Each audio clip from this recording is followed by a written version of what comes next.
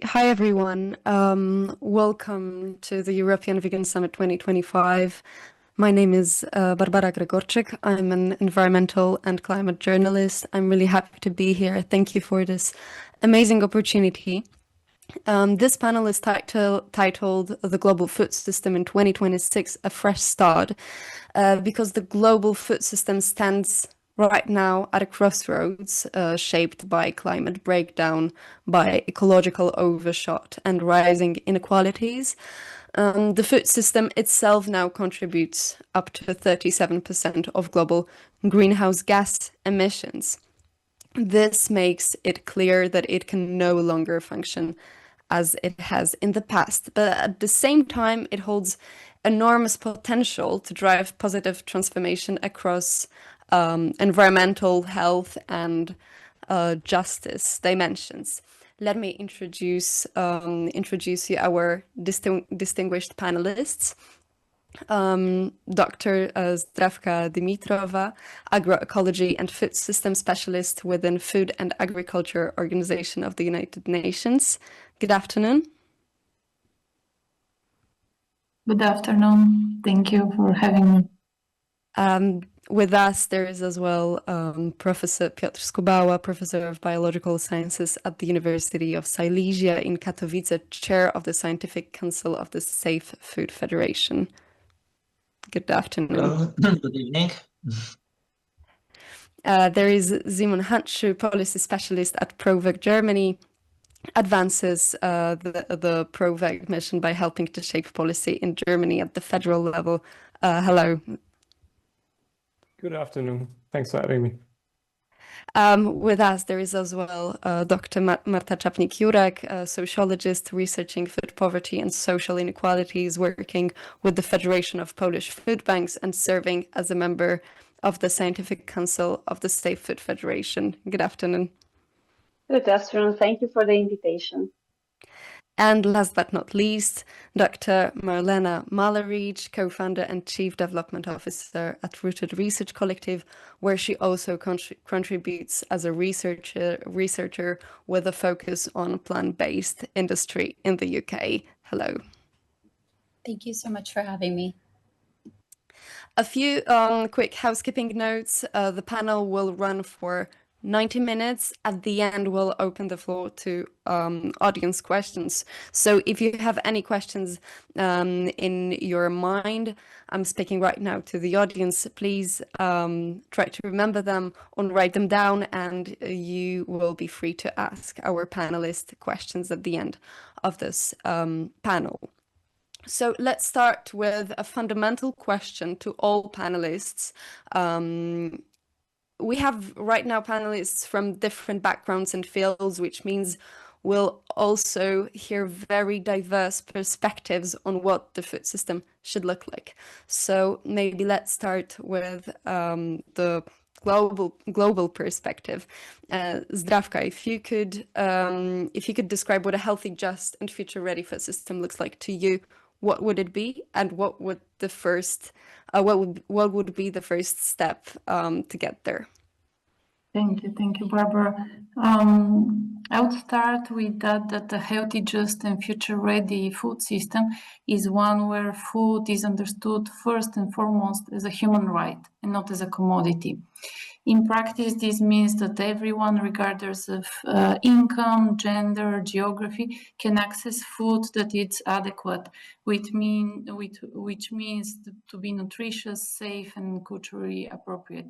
But it also means that food systems regenerate the natural resource base on which they depend. So the future generation are not left with depleted soils, empty seas, or destabilized climate.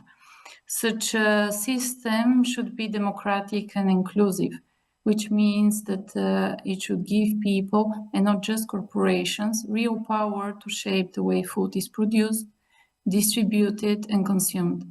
It should respect cultural food traditions and value diversity at every level, at ecological, at economic, and social level. In terms of steps to move forward in this direction, the first step is probably the political will to center the right to food in policymaking. FAO Right to Food guidelines already provide a roadmap. Those are guidelines adopted by Food and Agriculture Organization member states more than 20 years ago in 2004, where governments are encouraged to implement those guidelines to reshape food systems towards resilience, justice, and sustainability. This means policies designed to meet human needs and to be governed democratically and aligned with ecological boundaries. So in short, this means that the future-ready food system would be rights-based, community-driven, and ecologically grounded. And the first step to build such a policies is to ground the foundation, not on narrow measures of productivity or profits, but on rights-based approaches. Thank you. Thank you so much. Well, I'm really curious about all the answers to these questions, as the panelists have diverse perspectives, because each of you work on slightly different different environment, in slightly different environment. So maybe Professor Piotr Skubała, what would you describe a future-ready food system, and what the first steps should we take to get there? Okay. Imagine a food system that is healthy, fair, and future-ready. Such a model must rest on several foundations. Healthy. What is healthy? It means plant-based, local, and organic. Each of us know this well. A healthy food system is based primarily on plant-based diet. Otherwise, there's no future. Giving up or significantly reducing meat consumption is the simplest way for each of us to contribute to protecting the planet and also our own health.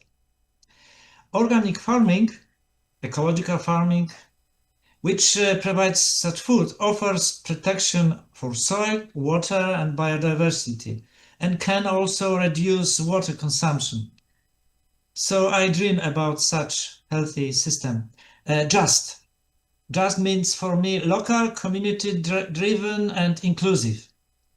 Justice requires that food come from local, small-scale farms, and that communities be actively involved. I already dream of a world where food cooperatives, community gardens, rooftop or balcony farming, and school gardens are everyday realities, while animal protein has almost disappeared from our diet. Future ready. For me, it means climate-friendly, sustainable, and hopeful. A future-ready system is one that drives a zero-emission economy and leaves at least half of Earth's surface to nature. That is how I envision it in 2050. To achieve this, we need different plant-based agriculture. Yeah. The first steps should we take? Education and social engagement. While optimistic trends, we observe the numbers and the environmental reality often contradict them. That's why the first step must be deeper climate and environmental education. Both formal, especially in schools, and social, to change not just knowledge, we have enough knowledge, but also habits, values, especially values, and aspiration. Only this way will more people switch to plant-based diet. In addition, political support we need also for organic farming. First, subsidize for small and local producers instead of continued support of industrial agriculture. I still believe in such healthy, justice, future-ready food system. Thank you so much for your answer.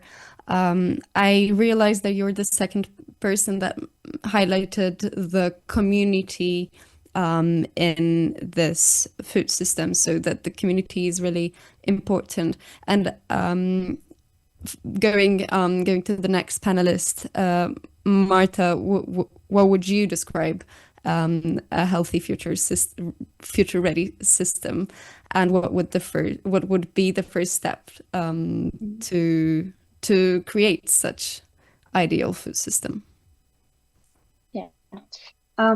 Thank you for the invitation and for the chance to be here today with such an inspiring group of experts. Thank you once again. I'm glad that we can address a question that is both simple and very hard. What a healthy, just, and future-ready food system should be. I speak as a researcher from the University of Warsaw, but also as a representative of the Federation of Polish Food Bank. So I bring the perspective of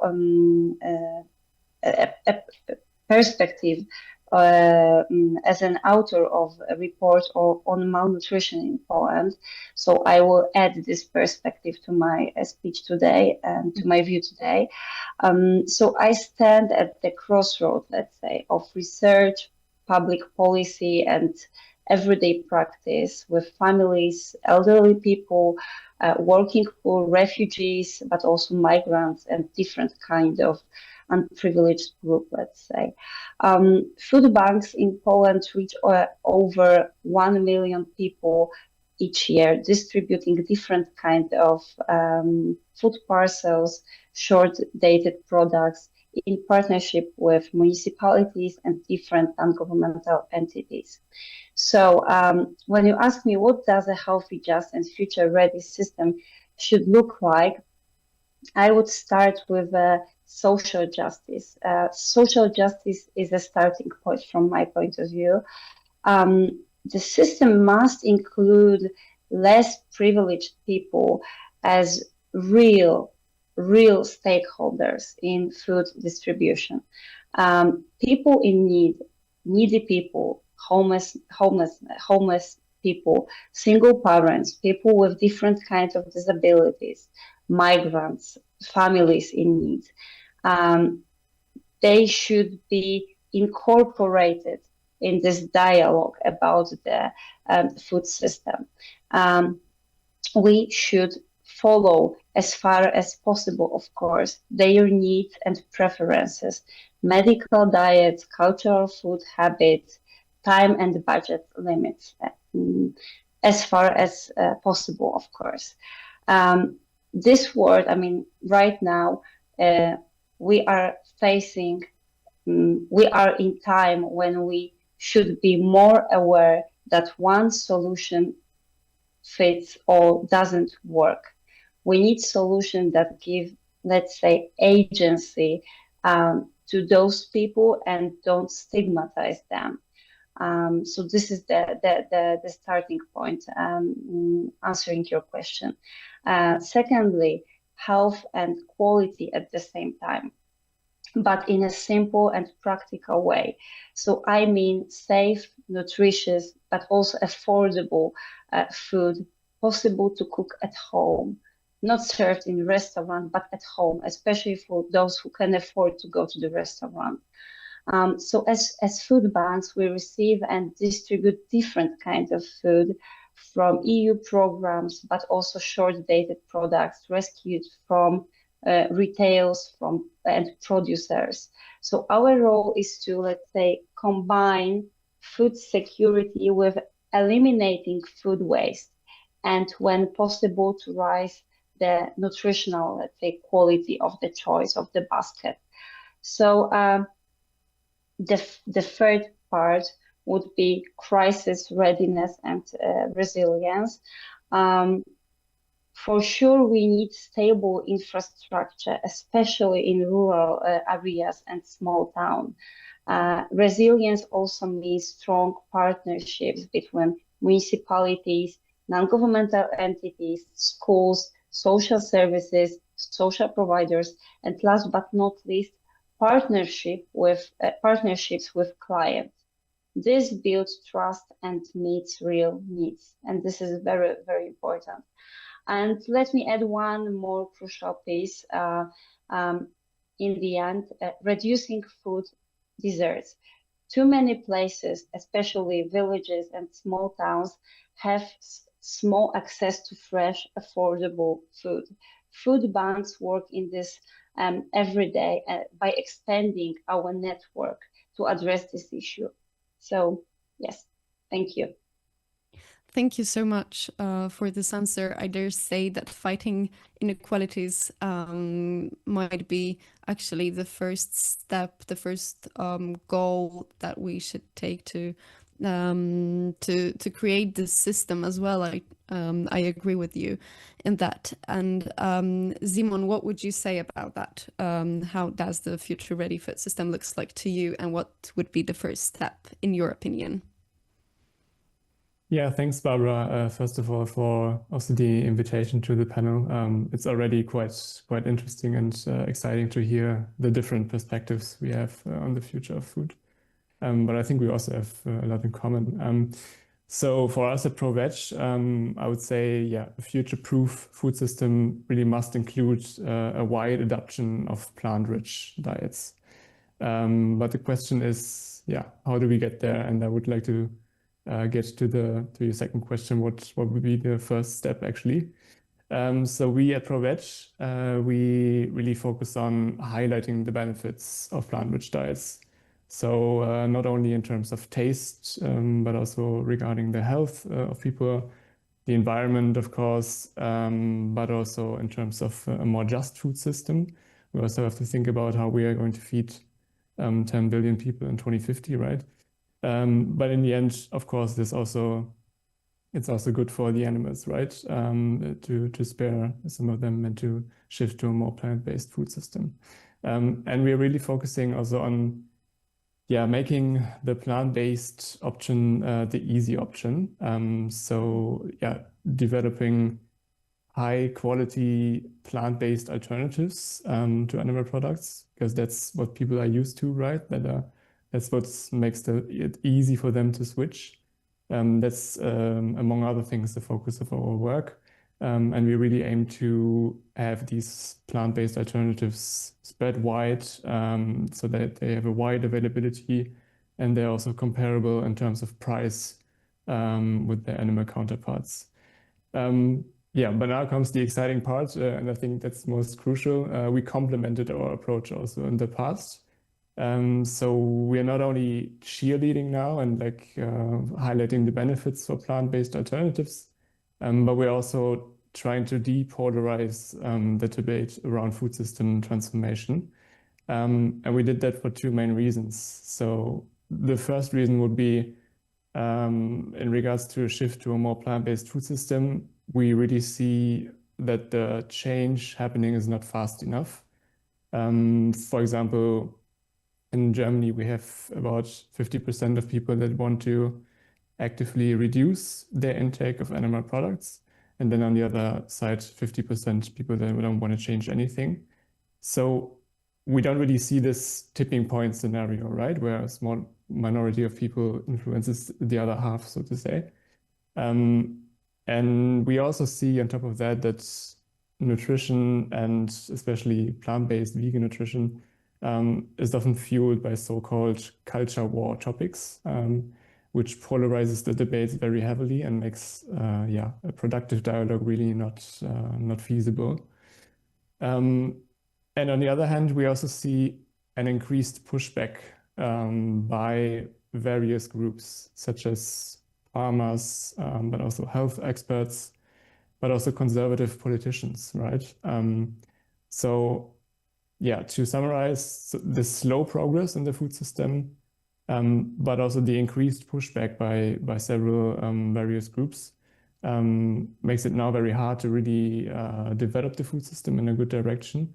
So we really try to depolarize the conversation and try to find more common ground with a wider range of key stakeholders and try to push forward for change like that. So I think the first step is really to depolarize the conversation about food systems transformation.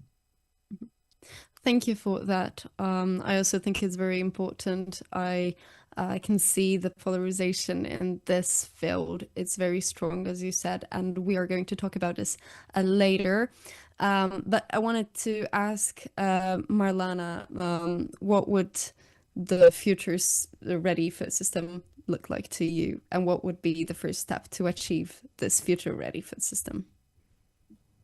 Yeah, thank you. And thank you to all the panelists. I think we definitely all are in the same headspace when we're thinking about this. On my end, a healthy, just, and future-ready food system ensures accessibility, health, safety of people now and the future generations, as well as protecting water, soil health, biodiversity, and animals. And as we all know, that vision isn't compatible with business as usual animal agriculture. So the first step is to achieve this global recognition of animal agriculture as an existential threat to that future, and accompany that with a cohesive action plan for farm and diet transitions. I personally am a huge fan of the Danish action plan for a plant-based future. It's a very inspiring model, and here in the UK, the Farm Adaptation Network is taking a similar approach.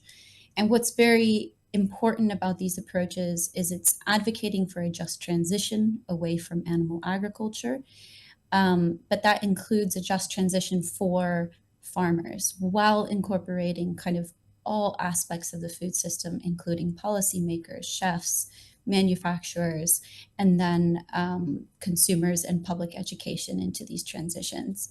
So in a perfect world, the first step would be requiring every country to develop its own customized action plan, drawing on lessons from the Danish action plan and tailoring them to their own national context. These are all going to look different, but the key factor is this transition away from animal agriculture and towards a plant-based future. Thank you.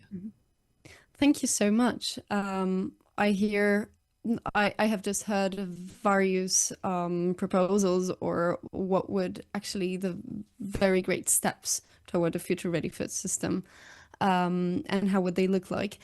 And I would right now like to discuss the barriers of that are blocking this transformation. So let's start with Zdravka. You mentioned that inequalities are a vast problem if it comes to fighting for a future-ready food system. But despite numerous international plans to eliminate world hunger, right now up to 720 million people still experience hunger today. What has been the primary obstacle to achieving food security? Is it genuinely a matter of overpopulation and lack of resources, or is the core issue related to food distribution, access, and systemic inequality?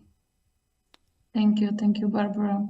So the persistence of hunger, which according to the latest State of the Food Security and Nutrition Report 2025 that was launched in July, presents that 638 to 720 million people today are in state of hunger.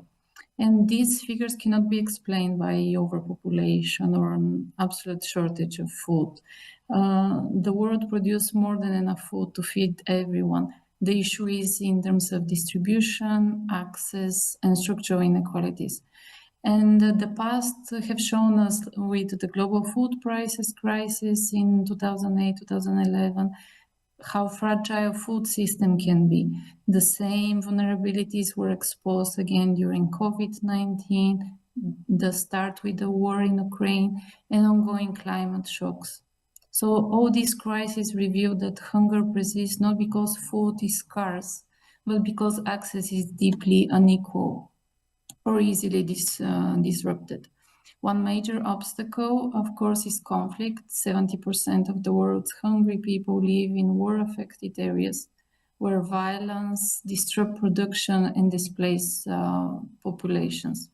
Another obstacle is unequal access to resources. Small-scale farmers who grow a significant share of the world's food often lack secure access to land, to water, to finance, to technology. And women in particular face systemic discrimination. Meanwhile, multinational corporations increasingly dominate supply chains. We have heard that also from the previous speakers at the beginning of the session. They prioritize profit over equity and social justice, and this is a major obstacle. We also face a triple burden of malnutrition, undernutrition, micronutrient deficiencies, and obesity. Those are driven not by scarcity, but by unhealthy and unequal food environments. And finally, we should never forget the governance gaps compound the problems that we are facing.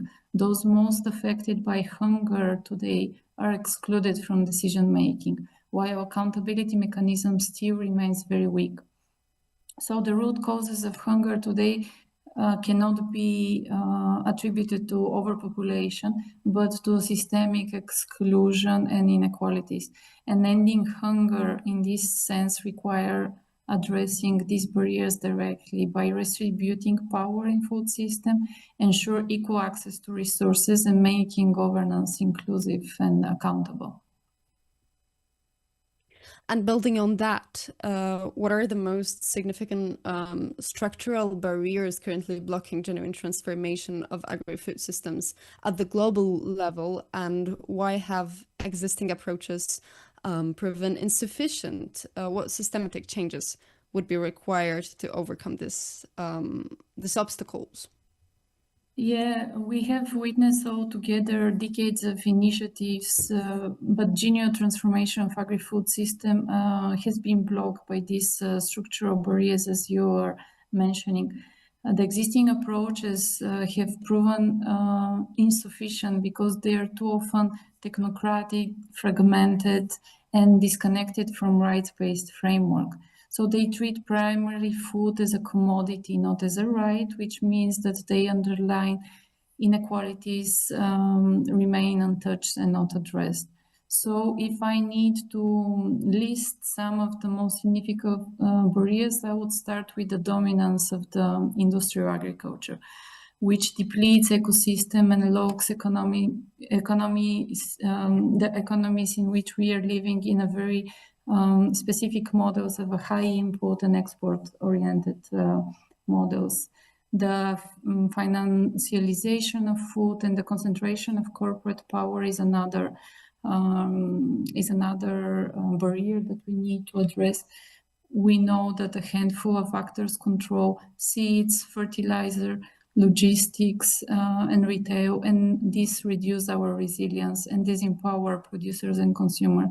Here, it's good to mention that the latest report of the Special Rapporteur on the Right to Food exactly examines the corporate concentration in food systems, so it's worth reading that I recommend to everyone here. If we go further, we are facing the inequalities, especially the gender-based one, that limit the equal access to land, credit, service, and technology. I've mentioned before also governance gaps where decision-making lacks transparency, accountability, and meaningful participation of those most affected by hunger. And then, of course, we are dealing with geopolitical instability, with conflicts and displacement further undermining food security. So the business as usual model failed because it focused narrowly on productivity, on efficiency, and on market growth. But it neglects equality, accountability, and ecological sustainability. And without enforceable mechanism to hold states and corporations accountable, reform remains just cosmetical and not real. So if we are thinking about systemic changes, we need to adopt rights-based approaches as a foundation of food system transformation, guided by the adopted by member states right to food guidelines that I mentioned before and shared in the chat. We also need to put efforts to rebalance power by curbing corporate concentration, supporting diverse rights-based democratic food systems. And one of the options is to invest in agroecology and, of course, in biodiversity to provide resilience against climate shocks and regenerate ecosystems. And here I would like also to mention that we need to guarantee equitable access to resources, especially for women, for small-scale producers, and to invest efforts to reform governance, to ensure meaningful participation for affected communities, to support accountability mechanism and coherence across all levels. And one last aspect that is very important is that in the current political context, we need to advocate for political solutions to address conflict and promote the realization of the right to food in conflict context as well, and especially the fundamental right to be free from hunger. This includes respecting the international legal frameworks which prohibits the use of starvation of civilians as a method of warfare, and to hold accountable parties which are violating this right.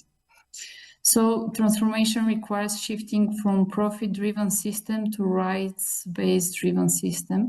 And only when we can move in this direction, beyond temporary fixes, we can start to tackle the root causes. Thank you so much for this answer. I dare say that if it comes to rights, maybe more about them could tell us Altamush Saeed, who has just joined us, a Pakistani lawyer, activist, and filmmaker, who teaches Pakistan's first animal and environmental law courses. Good afternoon. Can you hear us properly? Yes, I can. My apologies for my background. I'm actually working on rescuing some farm animals because there's a flood here. So I had to, do these meetings impromptu. So my apologies for that, but very grateful to be here. Thank you so much. What would you describe a future-ready food system? Because that's the question that we ask to all the panelists. And what would the future-ready food system look like to you? I think everybody has just given brilliant answers, and if one person was to acknowledge that it's actually all common sense, having enough food that's created that is centered around justice and is available for everybody.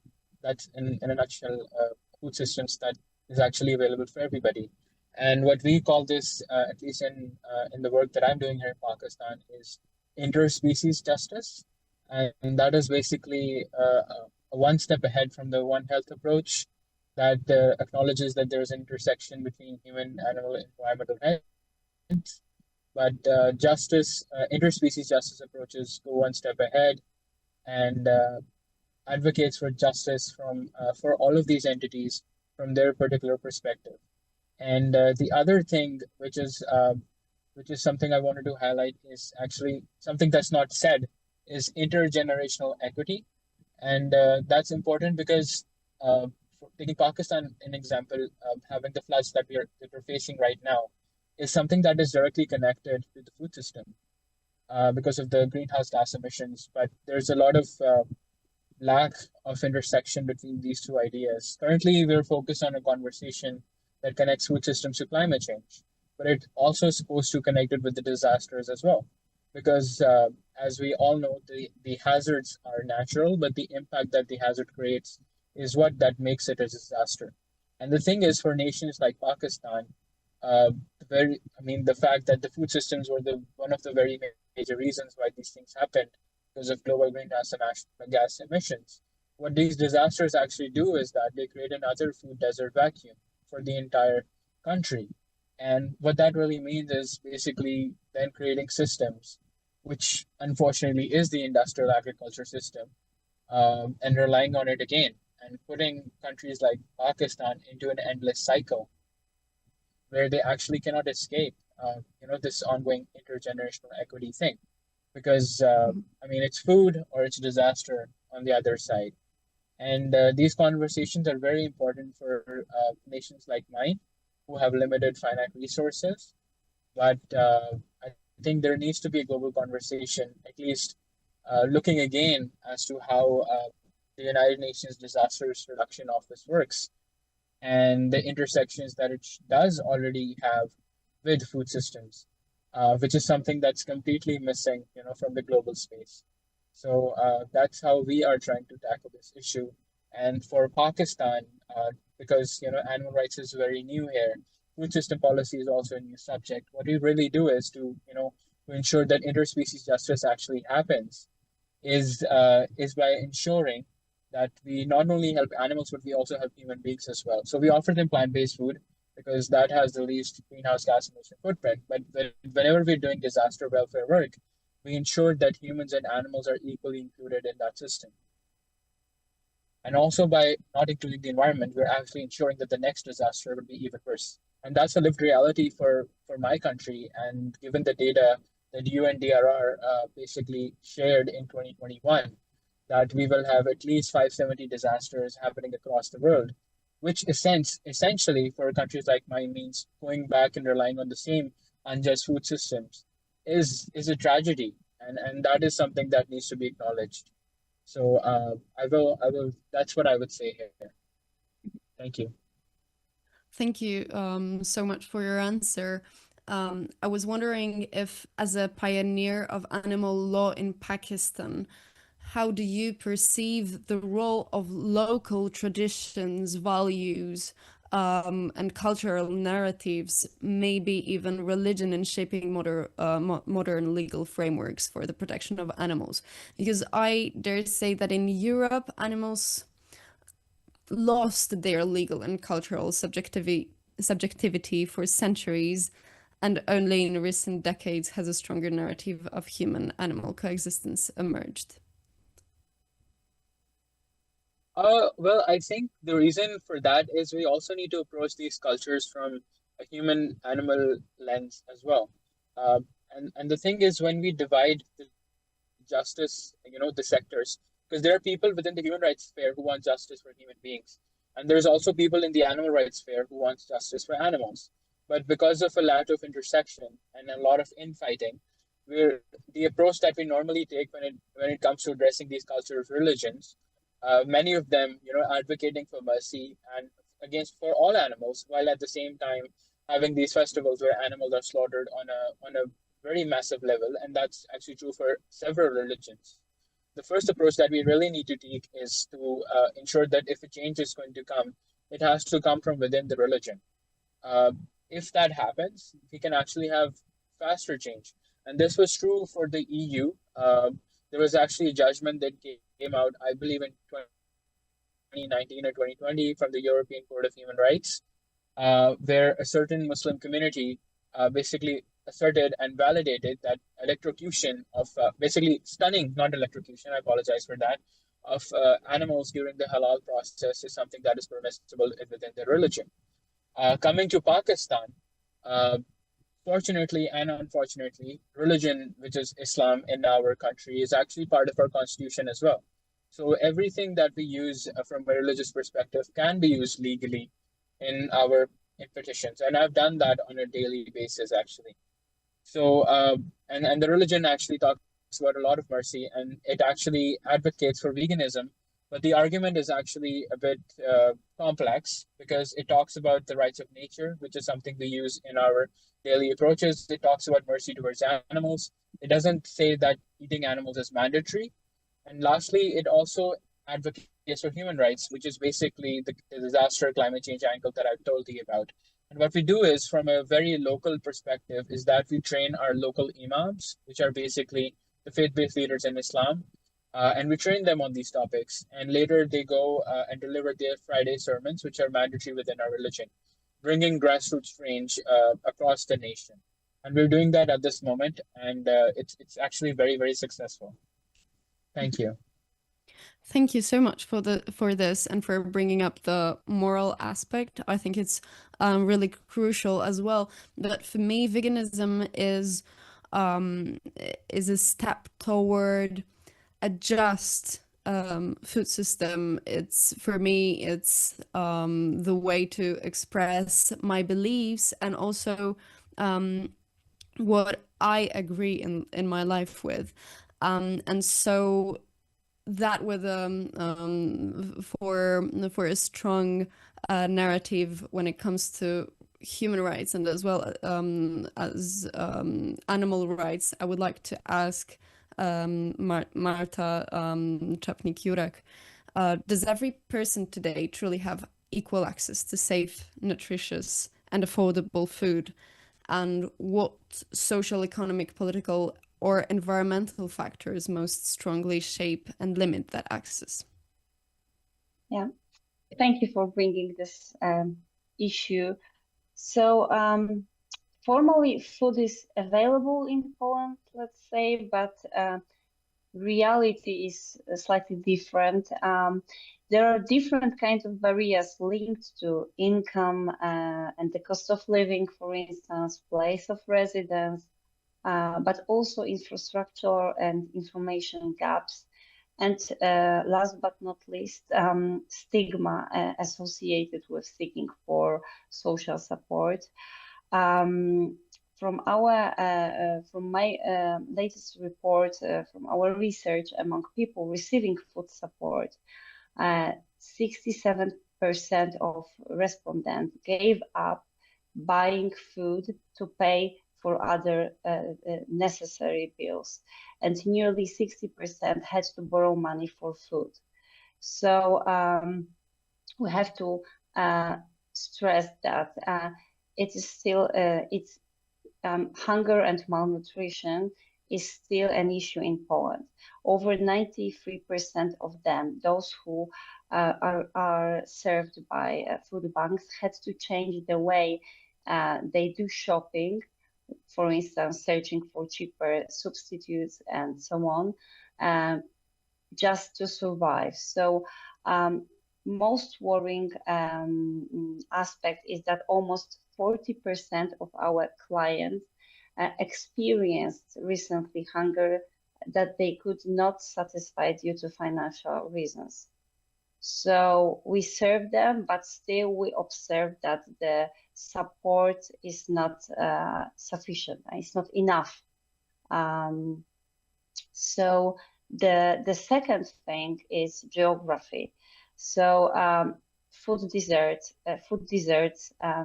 affect rural areas more often, and it's very visible in countryside more often than in cities like Warsaw, Wrocław, or Kraków, for instance. So there we observe limited number of shops, longer distances, higher prices for transported food, for example, and of course lower incomes. The third thing is we call it white spots in the, let's say, food system we are part of. In our report, we highlighted 3 different groups.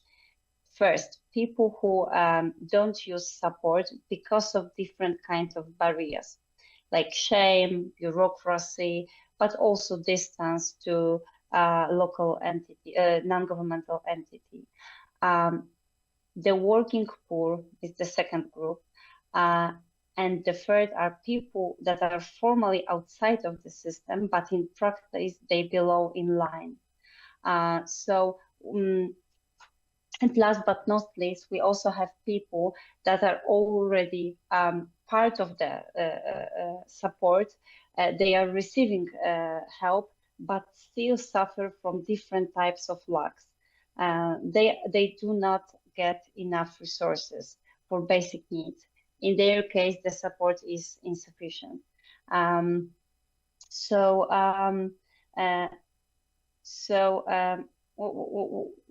I want to add to this data is that at the same time, an average household in Poland throws away almost 92 kilograms of food per year. So, and what is also very important when we are talking about food issues, food problems, is that food banks and Federation of Polish Food Banks, in our system, we accept and distribute different kinds of food, not only eco food or healthy food, but also short-dated products. We act so, let's say, that no one is left with nothing. Let's say we have this phrase in our network, and to reduce waste, respecting people's we call it real life circumstances. So we do not serve only those who are vegan or they are on plant diet, green diet, let's say.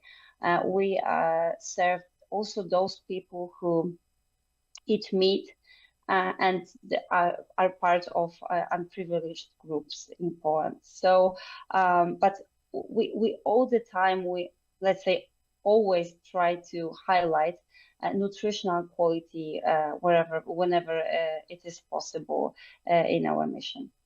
Yeah, thank you.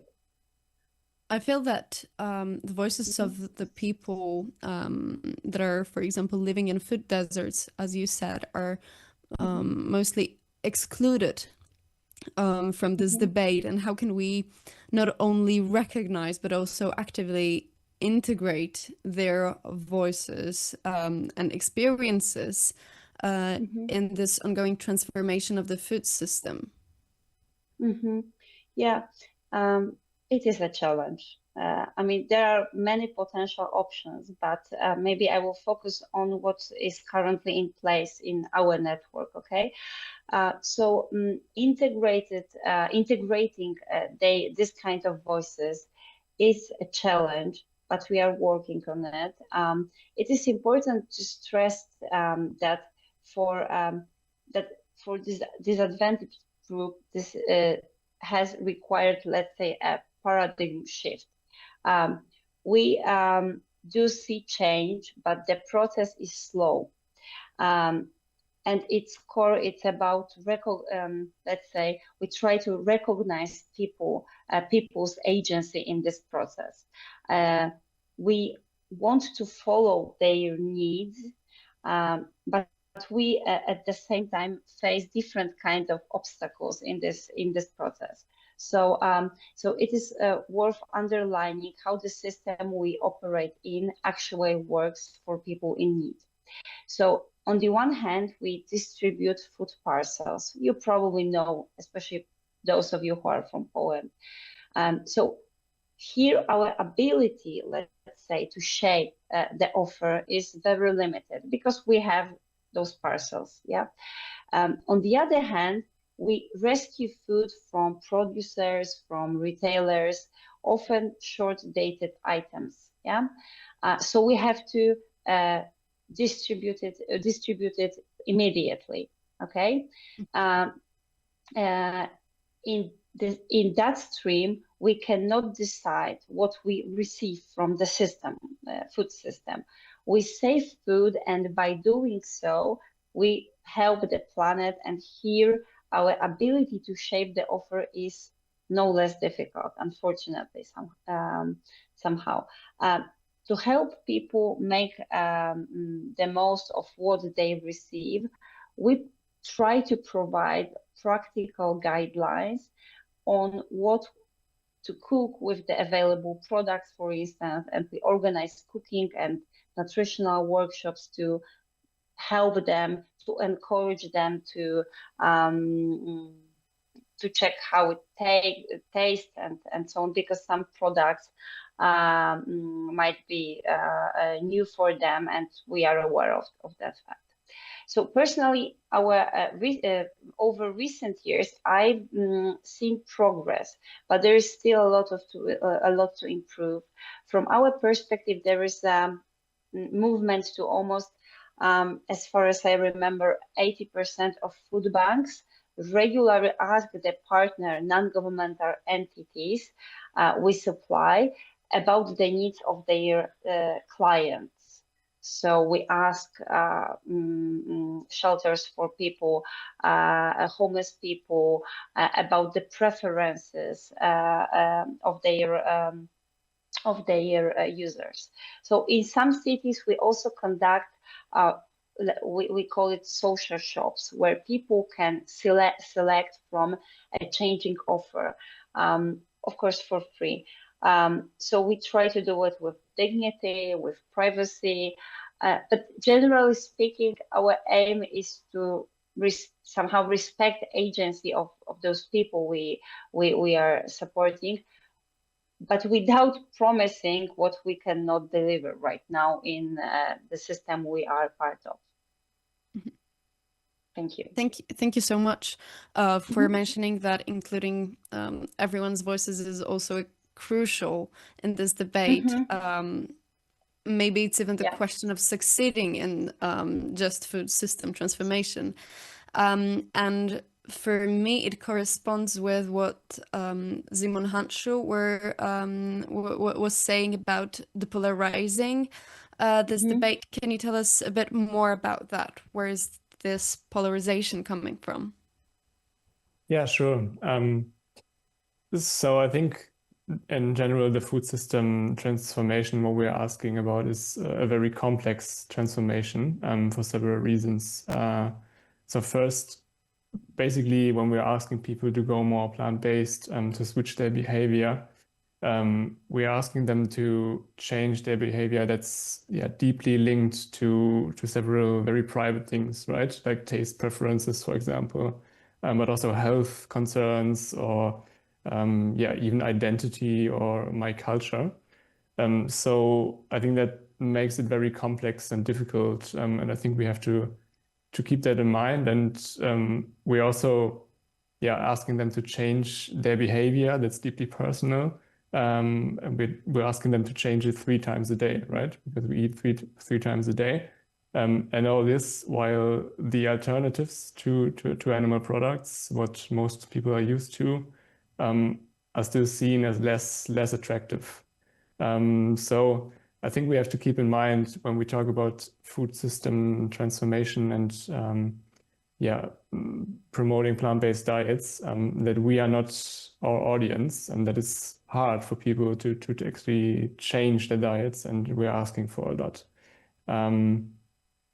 The second reason I think is that in general in the food system there are a lot of people involved, right? For example, I give you a number: around 25% of the world's workforce is employed in agriculture, actually. So what we're asking for is actually also affecting a lot of people. Also in the global south, the majority work in farming and rely on it, right? So I think, this polarization is maybe a bit coming from the challenge we have with food system transformation, that it's just such a complex cause area, because actually we are asking for a lot, if we're honest. And we are also, there are also like a lot of people involved in the system, which makes it really challenging to change it, and might be also one of the root causes we see in this increasing polarization we have now. But what about the political scene and voices of politicians that are also shaping today's reality? Like, how can we include their voices in this debate as well? What strategies have you found most effective in bringing different political perspectives to the table? It is a challenge, but we need to face that in order to succeed with just food system transformation. Yeah, I totally agree. I think it's a challenge there. But what we are doing is basically we're following 2 key strategies here. So we complemented our approach, not only cheerleading for plant-based alternatives, but also complemented our selling points, right? We're not only highlighting the benefits for health, environment, but also for economic development, the creation of sustainable jobs. So, things that might be more of interest for a more conservative spectrum of politicians. Also, for example, taking over leadership in an innovative sector, for example, in the alternative protein sector, with all these new technologies, also with precision fermentation and cell cultivation, that has a huge potential, actually. We try to include more diverse perspectives and sort of complement our selling points, not only highlighting environment and health, but also economic, for example. And on top of that, we we also try to reach out to stakeholder groups we usually wouldn't reach out to. For example, all these groups that are currently creating a bit of backlash because they're under a lot of pressure, for example, farmers. And when we are reaching out to these groups, we really try to focus on listening and learning. So we really think just rattling down our facts and arguments is not really productive to get a good conversation with them. We really want to listen and learn and see what are actually their fears and concerns about food system transformation, and how might we contribute to a solution, right? And maybe to add one point, I think in those conversations, it's really crucial that one word can really make a difference there. I'll give you an example. For example, using the word transformation, right? Which implies a huge, big change coming sort of around, which of course can spark hesitation in the farmers community, especially because usually farmers are under a lot of pressure, right? At the moment, at least in Germany, or I think in the EU, because they are feeling more and more climate impacts. They are also very dependent on political decisions. So we made the experience, if we come across with such a huge word like transformation, it might spark hesitation and fear and reduce actually the openness to speak with us. So that's why we actually more use the term protein diversification, which implies a much more gradual, slow change, right? And this really led to more openness on the other side, and to fruitful conversations instead of unproductive arguments. So I think that's a really crucial point, but then also focusing sort of on creating positive narratives around food system transformation. So we're really trying to focus and highlight what's in there to gain for every actor along the value chain, from farmer to companies to the consumer. So I think, to summarize, these are very, very crucial in trying to reduce the polarization. So we complemented our selling points, trying to reach out to unusual but key stakeholder groups, and focus on listening and learning first, and be very sensitive in your communication and spread positive narratives. Thank you so much, Simon, for this. Maybe the polarizing is also including fighting disinformation in social media, and that's why my question will be addressed to Marlana, that is researching disinformation about food system in social media as well. Well, there is a growing awareness of negative impact of the current food system on the climate, on the environment, on human health. But the social media is saturated with content portraying meat consumption as healthy. So could combating misinformation be the key to driving this food system that we're talking about, the ideal food system? Yeah, thank you for the question. I guess the short answer is yes. Combating misinformation is absolutely, no doubt, a key to driving food systems transformation. Last year, the World Economic Forum named misinformation as the leading short-term risk facing humanity, and nutrition misinformation is no exception. The long answer, though, is that combating misinformation is incredibly complicated. There's a theory that's been developed over the last 10 years called Brandolini's Law, and basically in practice, it speaks to the fact that disproving false or misleading information requires significantly more effort than producing it. And online, individuals are living in an algorithm-driven world, which makes it even harder to combat misinformation. People are constantly inundated with it, and their algorithm reinforces the misinformation. So our team recently conducted a study, and we found that out of hundreds of thousands of Instagram posts, the top 3 social media influencers spreading misinformation reached over 24 million people. And these accounts were primarily promoting extremely high meat, high fat diets, such as the rise of the recent diet trend around carnivore. And what we found that was really interesting is that their profiles really offered insights into the complexities that we face when we're combating misinformation. We found that these influencers overwhelmingly took on one of 3 personas. So either the doctor, which there were some real doctors on there spreading misinformation. There were also those who claimed to be doctors using borrowed authority to spread misinformation. The rebel, which sort of reinforced this us versus them narrative, counterculture language. And then the hustler, where the influencer, think of the influencer who sort of like guarantees that their one trick is going to solve all your health problems. And what's really interesting about each of these personas is that they use very highly emotional language, they make really big promises, and they offer this one-size-fits-all, very easy, straightforward way to solve all your problems. And so what's really difficult about combating nutrition misinformation and misinformation around these high meat diets, such as carnivore, is that misinformation is not nuanced. It's highly emotional, and it guarantees you these very kind of lofty ideals such as health, beauty, fitness.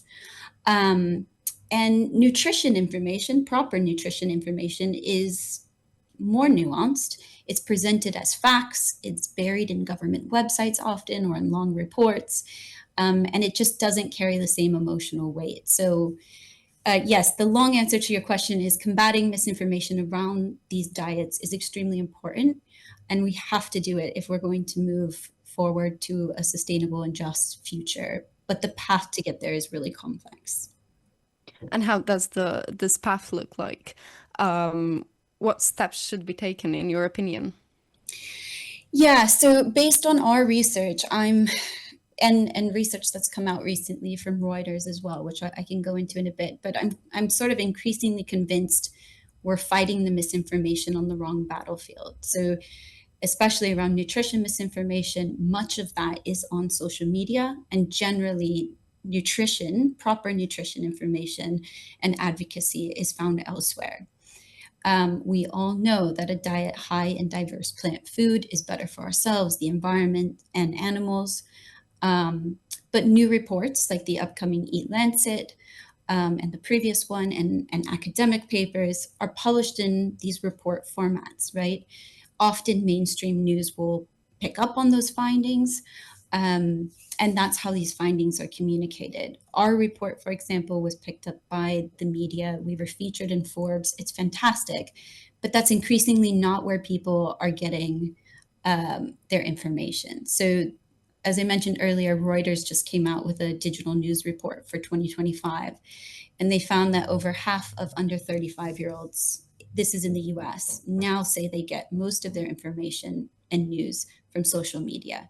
But across the board, you can see this trend of all age groups prioritizing social media to a greater extent. So I guess the first recommendation we made in our report was to meet people where they're at, and that is on social media. And that's really complicated. It might mean sort of redesigning how public health recommendations are communicated. That might mean social media training for nutritionists and doctors acting in good faith. It might mean rethinking how we combat misinformation. The second recommendation was to engage with policymakers, which is something we're doing here in the UK, where our report came out. We're meeting with some MPs that are committed to online safety on social media, and we're hoping to address that further with them. One of the hooks we've used to get policymakers interested is that because social media has no borders, nutrition misinformation from accounts in one country may influence public health in another. And in our report, we found overwhelming majority of misinfluencers were based in the US. And there's also something else happening right now, and which I think kind of potentially compounds what's happening with misinformation. There's research that's come out recently that showed there's a declining rate of food literacy globally.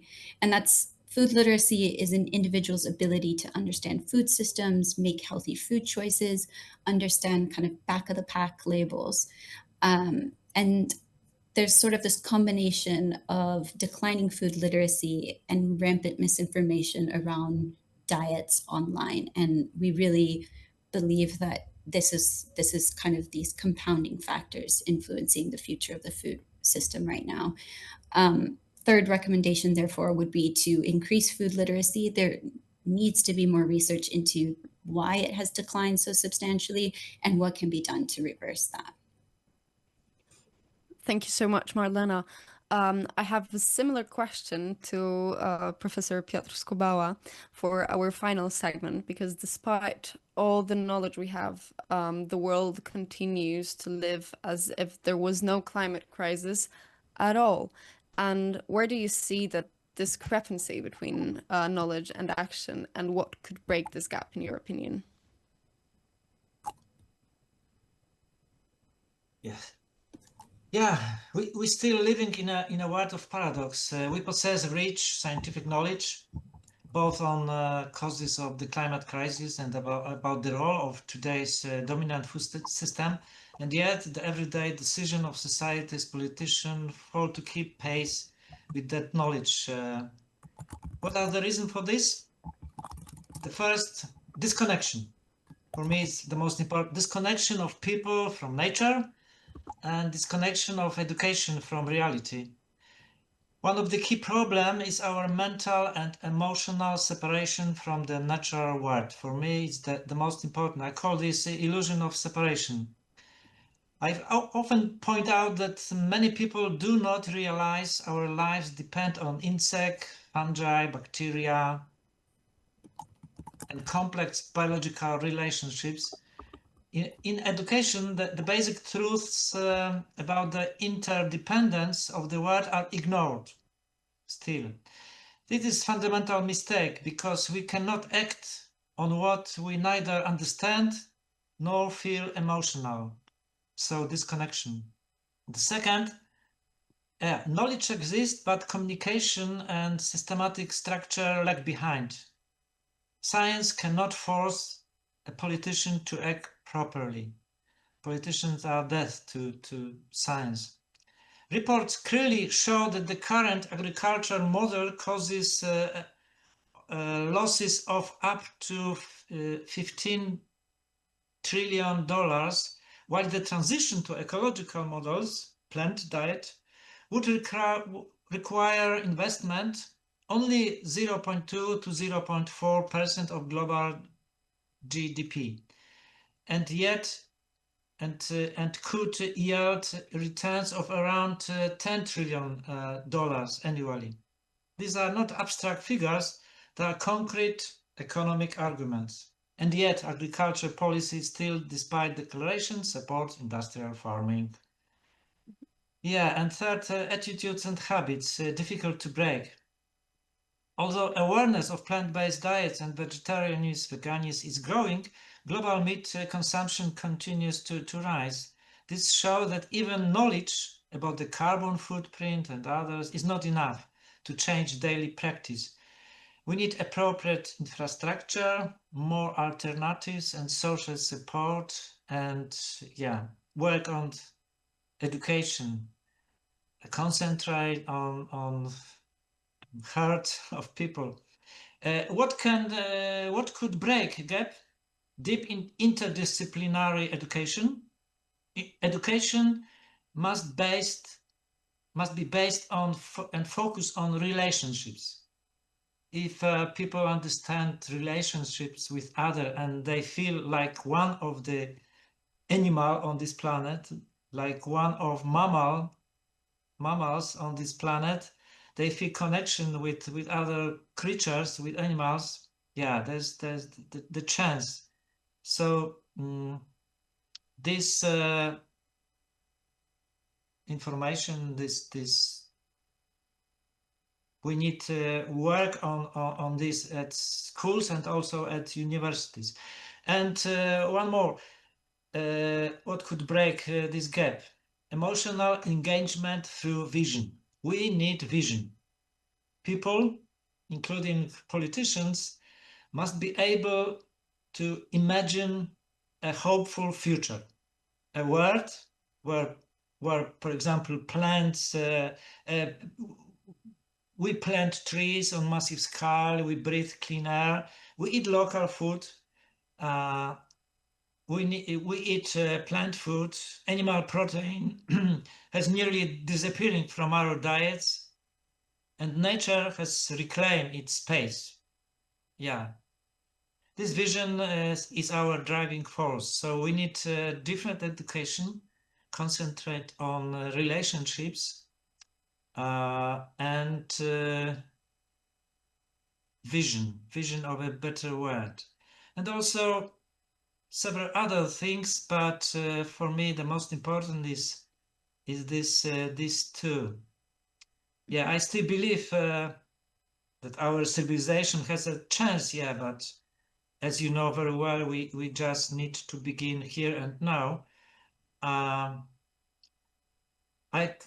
In Poland, I concentrate now on climate and environmental education, and there's the small light, a small chance to change our schools and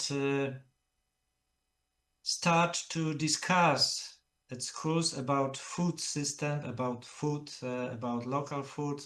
Yeah, but it's the beginning of process. Yeah, education, schools, vision of a better world. Oh, Thank you. you were talking a lot about relationships, but relationships are built on empathy, aren't they? Is the climate crisis not only a scientific problem, but above all, an ethical one? Yeah, ethics is basic. We cannot function without ethics. I'm an ecologist. Ecology teaches us that every action, our way of living, eating, and working affects this web. It is not abstraction. It's a biological reality, and ignoring it is already a clear moral failure. Every living being matters, and every form of life fulfills its role. We as humans must take the responsibility for the shared home that is biosphere.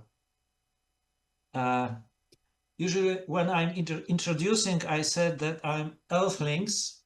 I'm one of the thousands of species of mammals. In my biogram, I begin with this statement, earthlings.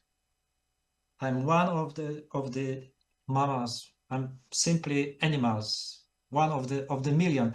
And I think this way of thinking about ourselves is basic. Otherwise, we cannot change people. We cannot change diet. People do not understand, and the industrial agriculture, eating meat, will be continued. So concentrate on the way of thinking about our position in we must believe to feel like one thread in a web of science, as important as other. We are as important as other animals, as cow, as pigs, birds, and others. Thank you so Thank you. much. We are right now. We will right now go to the Q&A section, and the first question is actually addressed to you, Professor Piotr Skubała. Since you mentioned animal proteins should be removed and diets in future should mostly be plant-based, what's your stance on an in vitro-tarian world? Seems to conflict some of key wishes, but at the same time, I guess it could be local, eco-friendly, and most importantly, reduce a ton of suffering.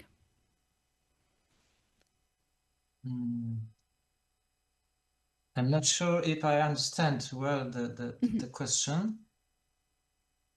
I believe that the question is about what's your stand on producing as well in vitro meat. I believe that the question was that it seems to conflict some of key wishes, but at the same time, it could be locally eco-friendly and most importantly, reduce a ton of suffering.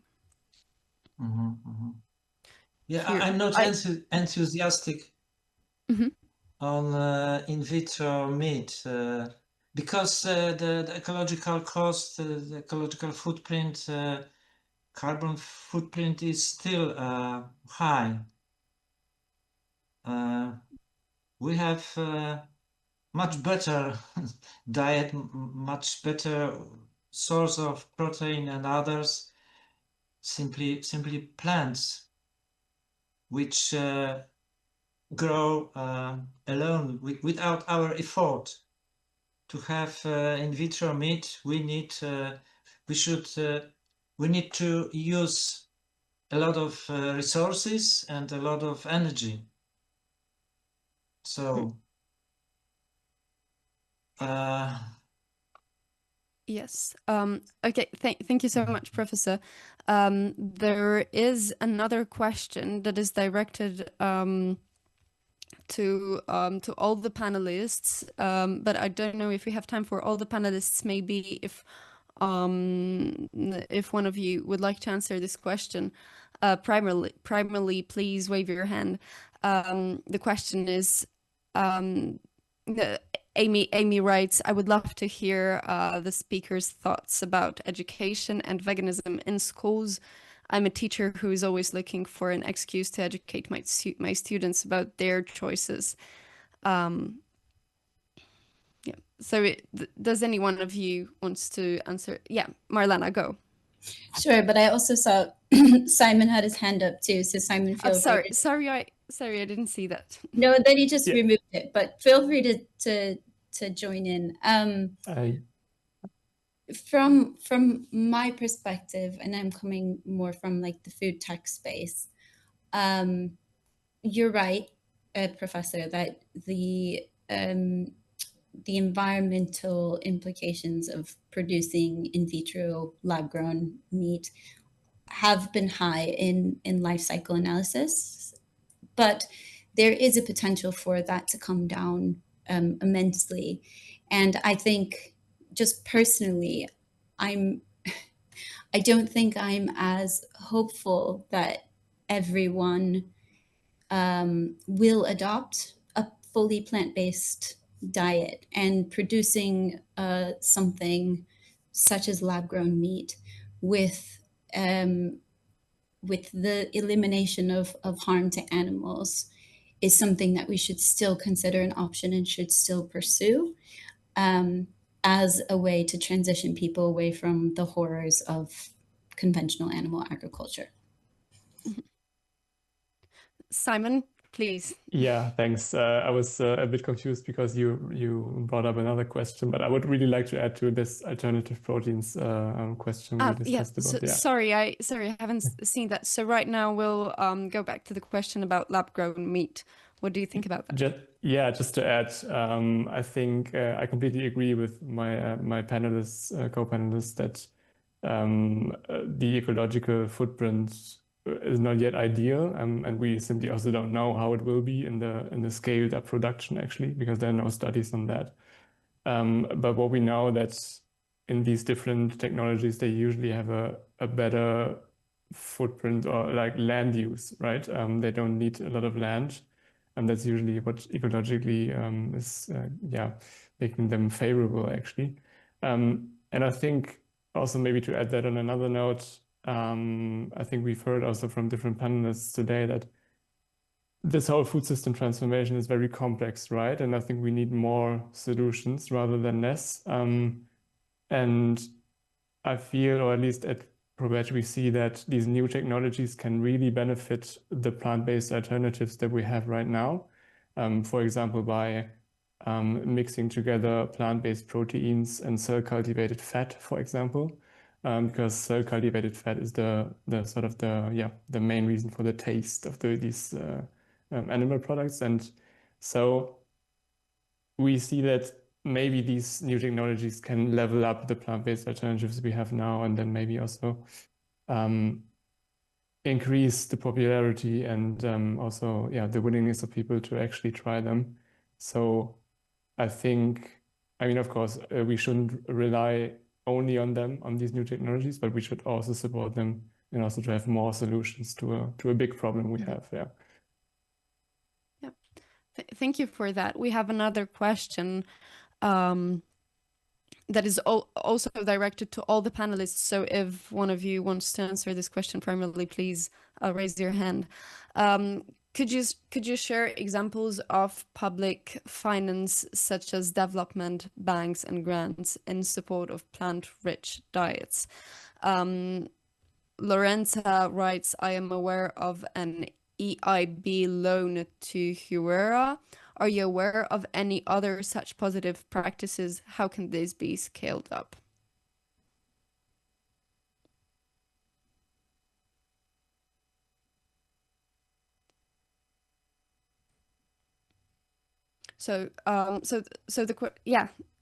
Please, Simon, please.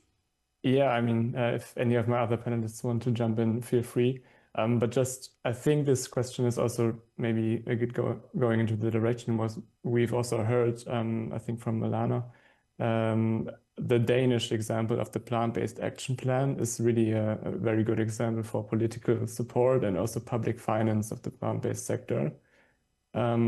So if this is going to the questionnaire and maybe he or she is interested in that, and maybe just to add, we at Prof, alongside other fantastic organizations, we also have developed a blueprint sort of what like a EU-wide action plan for plant-based foods can look like. And it's basically centered on four pillars, a dedicated funding mechanism, so public finance, but also research and innovation, creating a fair market for plant-based products, and also driving demand through public procurement, such as schools and hospitals and stuff.